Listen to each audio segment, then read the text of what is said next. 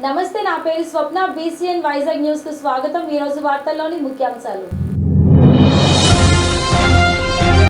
తిరుమల చేరుకున్న హీరో నాని, కాలినడక చేరుకున్న నాని.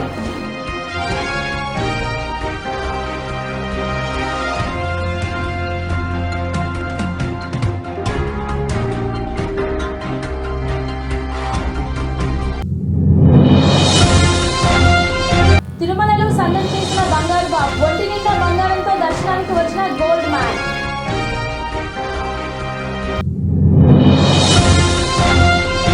అక్రమ కట్టడాలతో హైదరాబాద్ దూకుడు, తుమ్మిడి చెరువులో నటుడు నాగార్జున నిర్మించిన అండ్ కన్వెన్షన్ కూల్చివేత. వినియోగదారుల హక్కుల పరిరక్షణే ధ్యేయంగా దేశ రాజధాని ఢిల్లీ కేంద్రంగా పుట్టుకొచ్చు advocate association of social responsibility and awareness 10 రాష్ట్రాల్లో విస్తరించి తన సేవలను అందిస్తుంది. నష్టపోతున్న వినియోగదారుడి పూర్తి స్థాయిలో భరోసా ఇచ్చేలా ఆసరా కృషి చేస్తుందనే వ్యవస్థాపకుడు సుప్రీంకోర్టు న్యాయవాది హబీబ్ సుల్తాన్ అలీ విశాఖలో తెలిపారు. ముఖ్యంగా గత కొన్నేళ్లుగా 2500 అవగాహన కార్యక్రమాలతో వినియోగదారులను చైతన్యపరిచి వారి సామాజిక హక్కులను సాధించేలా ముందుకు సాగుతున్నామని తెలిపారు. తమకు ఇన్సూరెన్స్, వైద్యం 2 అంశాలపై ఫిర్యాదులు వస్తున్నాయని, వీటిపై న్యాయ పోరాటం చేసి బాధితులకు న్యాయం చేశామని చెప్పారు. నా పేరు హబీబ్ సుల్తాన్ అలీ. నేను విశాఖపట్నం బార్ అసోసియేషన్లో అడ్వకేట్గా ప్రాక్టీస్ స్టార్ట్ చేసి Visakhapatnam bar association, AP high court, Telangana high court, సుప్రీంకోర్టులో అడ్వకేట్గా ప్రాక్టీస్ చేస్తున్నాను. ముఖ్యంగా Aasra, advocates association for social responsibility and awareness, వినియోగదారుల హక్కులపై అవగాహన కల్పించడం, వారి హక్కులకి ఏమైనా భంగం వాటినప్పుడు వారి కోసం వినియోగదారు ఫారంలో కేసెస్ వేసి వాళ్ళకి న్యాయం అందించడమే ప్రధాన ఉద్దేశంగా 2016లో ఢిల్లీలో ప్రారంభించిన ఈ యొక్క ఆర్గనైజేషన్ ప్రస్తుతం ఒక 10 రాష్ట్రాల్లో విస్తరించిందండి. 2016 నుంచి ఈ రోజు దాకా మేము 2500 అవేర్నెస్ క్యాంప్స్, అసలు వినియోగదారుడు ఎవరు, వినియోగదారుల హక్కులు ఏంటి, వినియోగదారుడు ప్రాబ్లం వస్తే వాళ్ళు ఎలా సాల్వ్ చేసుకుందంటూ 2500 అవేర్నెస్ క్యాంపులు ఇచ్చాం. ఇక్కడ వైజాగ్లో కూడా 2K రన్ అని, 5K రన్స్ అని, మారథాన్స్ అని రకరకాల ప్రోగ్రామ్స్ ద్వారా ప్రజలందరికీ అవేర్నెస్ ఇస్తున్నాం. అయితే ఈ రోజు దాకా మాకు ఎక్కువ ఏంటంటే ఇన్సూరెన్స్ కేసులు, అంటే కన్జ్యూమర్ కోర్టులో డిఫెక్టివ్ ప్రొడక్ట్, డిఫిషియెంట్ సర్వీస్, అంటే వస్తువు కొన్న తర్వాత ప్రొడక్ట్ పాడైనా, సేవలు మనం తీసుకున్నైతే సేవల లోపం వచ్చిన కన్జ్యూమర్ ప్రొటెక్షన్ యాక్ట్ కింద వస్తుందండి. మెయిన్ మా ఉద్దేశం అది. అంటే ప్రతి ఒక్కళ్ళు కన్జ్యూమర్సే. అయితే కన్జ్యూమర్స్ కోసం సెపరేట్ కోర్టులు ఉన్నాయి. వాటిని కన్జ్యూమర్ కన్వెన్షన్స్ అంటారు. ఇది ప్రతి జిల్లా కేంద్రంలో ఒకటి ఉంటుందండి. అలాగే వీటిలన్నిటికీ స్టేట్ కమిషన్ ఉంటుంది, నేషనల్ కమిషన్, దానిపైన సుప్రీంకోర్టు. అయితే దీంట్లో భాగంగా మేము ఆల్మోస్ట్ 275 కేసుల్ని కన్జ్యూమర్ ఫార్మ్స్లో వేసి చేయడం జరిగిందండి. కాబట్టి ఈ మధ్యలో మాకు ఎక్కువ వస్తుంది ఏంటంటే మెడికల్ నెగ్లిజెన్స్ కేసులు ఎక్కువ వస్తున్నాయండి. మెడికల్ నెగ్లిజెన్స్ కేసులు అంటే డాక్టర్స్ దగ్గరికి వెళ్ళిన తర్వాత చాలామంది ఈ కార్పొరేట్ హాస్పిటల్స్లో దీంట్లో ఏంటంటే అసలు ట్రీట్మెంట్ చేసే విధానంలో ప్రధానంగా డబ్బులే ప్రధాన లక్ష్యంగా, అంటే పేషెంట్ యొక్క స్థితిగతులు ఎలా ఉన్నా సరే ఫస్ట్ బిల్లు మీద ఉన్న ఇంపార్టెన్స్ పేషెంట్స్ యొక్క లేదు. అలాగే లాస్ట్ ఇయర్ ప్రెస్ ముందు కూడా చెప్పాం, కరెక్ట్గా పోయిన సంవత్సరం ఇదే టైంకి ఒక నేషనల్ వాలీబాల్ ప్లేయర్ అండి. ఎట్టకేలకు నెల్లూరు జిల్లా జైలు నుంచి మాచర్ల మాజీ ఎమ్మెల్యే పిన్నెట్టి రామకృష్ణారెడ్డి విడుదలయ్యారు. ఈవీఎం ధ్వంసం కేసులో అరెస్టు అయిన ఆయన రిమాండ్ కోసం జైలుకు పంపారు. అయితే ఆయనకు బెయిల్ రావడంతో జైలు నుంచి రిలీజ్ అయ్యారు. మాజీ మంత్రులు కాకాని, అనిల్ పిన్నెల్లికి స్వాగతం పలికారు.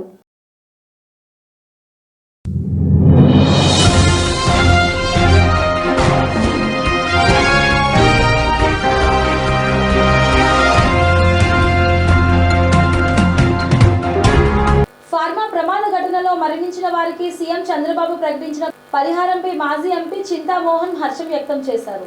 ఎస్సీ వర్గీకరణపై సుప్రీంకోర్టు ఇచ్చిన తీర్పుని వ్యతిరేకిస్తున్నానని, రాజ్యాంగ స్ఫూర్తికి సుప్రీంకోర్టు ఇచ్చిన తీర్పు వ్యతిరేకమని, ఈ తీర్పుని వెనక్కి తీసుకోవాలని డిమాండ్ చేశారు. ఈ తీర్పు వెనుక బీజేపీ ఉందని, దళితుల విభజనపై పీఎం మోడీ, సీఎం చంద్రబాబు వైఖరి ఏంటో చెప్పాలని, ఎస్సీ వర్గీకరణ వల్ల బంగ్లాదేశ్ పరిస్థితులు మన భారతదేశంలోని వచ్చే అవకాశం ఉందని పీఎం సీఎంలను హెచ్చరించారు. గత ప్రభుత్వ హయాంలో తిరుపతి సన్నిధిలో 100 కోట్ల రూపాయల చేతులు మారాయని తెలిపారు.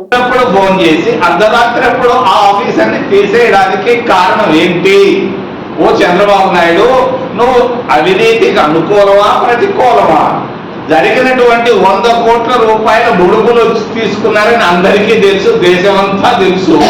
దానికి నువ్వు ఆ అధికారి పోయి పరిశోధిస్తూ పట్టుకుంటా ఉంటే, దొంగలను పట్టుకోబోతుంటే నువ్వు అర్ధరాత్రిని ఎందుకు మార్చావు? ఒక ఎస్పీ ర్యాంక్ ఆఫీసర్ని, మామూలు ఏదో కానిస్టేబుల్ మారిస్తే నేను అనుకోను. ఒక పెద్ద సూపరింటెండెంట్ ఆఫ్ పోలీస్ ర్యాంకులో ఉన్నటువంటి అధికారిని ఒక మాజీ జడ్జి ఫోన్ చేసి ఈయన్ని తీసేవయ్యా వెంటనే అంటే తీసేశారు రాష్ట్ర ప్రభుత్వం. మరి విచారణ జరిగేటప్పుడు నువ్వు ఎందుకు తీసేశావు? ఇది తప్పు కాదా? దీనికి జవాబు చెప్పమని నేను ముఖ్యమంత్రి గారిని అడుగుతున్నా. మూడో విషయం, మరి ఆంధ్రప్రదేశ్ అంటే ఏపీ అంటారు అందరూ. ఏ అంటే అమరావతి, పి అంటే పోలవరం. ఇందులో వైజాగ్కే లేదు. ఇక్కడ పోలవరం గురించి క్రితంలో వచ్చినప్పుడు ప్రెస్ క్లబ్ లో నేను అడిగాను, పోలవరం ప్రాజెక్టుకు ఎంత ఖర్చు పెట్టారు ఇప్పటిదాకా? రాజశేఖర్ రెడ్డి 5.5 సంవత్సరాలు దాదాపుగా ఉన్నాడు. ఆయన ఎంత ఖర్చు పెట్టాడు పోలవరం ప్రాజెక్టు పైన? 3.5 సంవత్సరాలు కిరణ్ కుమార్ రెడ్డి ముఖ్యమంత్రిగా ఉన్నాడు. ఆయన ఎంత ఖర్చు పెట్టాడు పోలవరం పైన? చంద్రబాబు నాయుడు నువ్వు ముఖ్యమంత్రిగా ఉన్నప్పుడు 5 సంవత్సరాల్లో నువ్వు ఎంత ఖర్చు పెట్టావు పోలవరం పైన? మరి జగన్మోహన్ రెడ్డి 5 సంవత్సరాల్లో నువ్వెంత ఖర్చు పెట్టావు? ఈ ఖర్చుల వివరాలు తెలియజేయమని నేను అడుగుతూ ఉన్నా. ఇది 11వ 12వ. దాని సంగతే మాట్లాడటం లేదు. చంద్రబాబు నాయుడు నోరే జరగటం లేదు. పోలవరం పైన ఇప్పటిదాకా 30,000 కోట్ల పైనే ఖర్చు పెట్టారు. ఇంకా 30,000 కోట్లు కావాలంటున్నారు. మరి ఖర్చుల వివరాలు తెలియజేయాలని నేను డిమాండ్ చేస్తున్నాను. రెండో విషయం, మరి మనందరూ వింటున్నాం పయ్యావులు కేశవులు వాళ్ళు చెప్పడం, అసెంబ్లీలో చెప్పడం.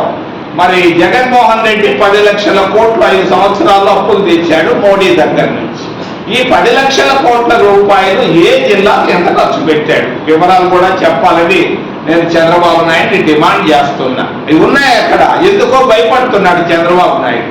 కంప్యూటర్ ఏ కంప్యూటర్లో ఉందో నాకు తెలుసు, ఏ అధికారి దగ్గర ఉందో కూడా నాకు తెలుసు. వెంటనే బయట పెట్టమని డిమాండ్ చేస్తూ చివరిలో 2 కుటుంబాల కథ. తెలుగు వాళ్ళు 9 కోట్ల మంది దాదాపుగా, బయట ఉన్న వాళ్ళందరూ కలుపుకుంటే 10 కోట్ల మంది. 10 కోట్ల మంది తెలుగు వాళ్ళ ఆత్మగౌరవాన్ని, ఆత్మాభిమానాన్ని మరి ఎక్కడికో కల్పేశాయి 2 కుటుంబాలు. ఆ కుటుంబాలు ఒకటి తెలంగాణలో ఉంది, ఇంకొక కుటుంబం ఆంధ్రప్రదేశ్లో ఉంది.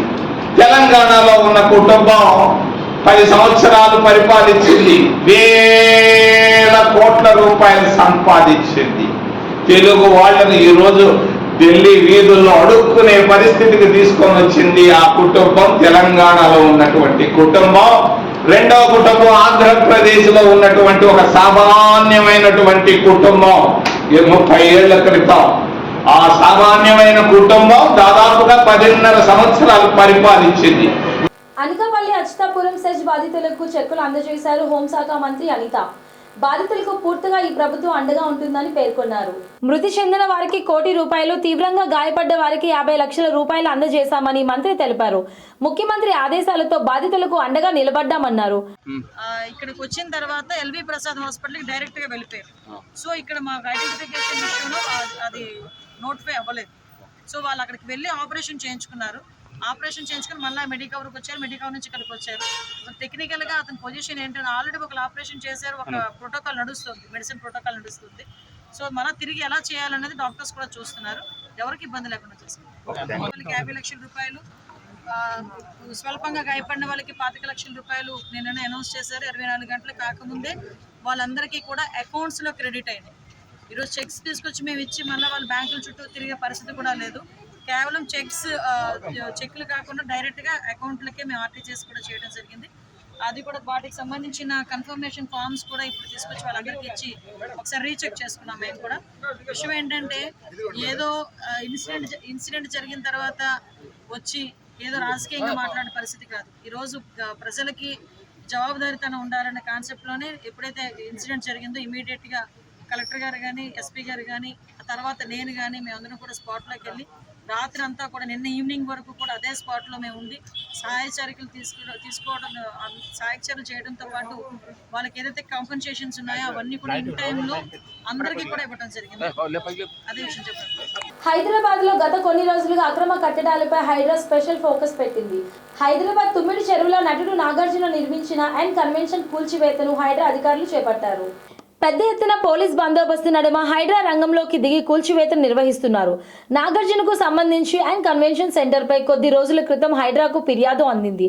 తుమ్మిడి చెరువును ఆక్రమించి 3 ఎకరాల్లో అండ్ కన్వెన్షన్ సెంటర్ ను నాగార్జున నిర్మించారని ఫిర్యాదు వచ్చింది. దీంతో విచారణ నిర్వహించిన అధికారులు ఆక్రమిత స్థలంగా తేల్చుకొని పక్కా ఆధారాలతో తెల్లవారుజాము నుంచే కూల్చివేతకు ఉపక్రమించారు. హీరో నాని కాలినడకన తిరుమలకు వెళ్లారు. నాని సతీమణి అంజనా, తనయుడు అర్జున్తో పాటు సరిపోదా శనివారం నటి ప్రియాంక అనిల్ మోహన్ అలిపిరి నుంచి కాలినడకన తిరుమల చేరుకున్నారు.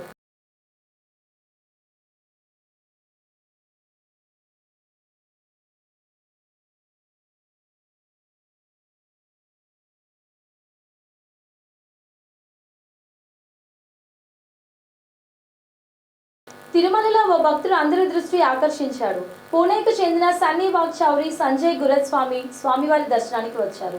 ఉదయం నైవేద్య విరామ సమయంలో ఒంటిపై 25 కేజీల బంగారం ధరించి శ్రీవారిని దర్శించుకున్నారు. ఆలయం వెలుపల వీరిని చూడడానికి పలువురు భక్తులు ఆసక్తి చూపారు.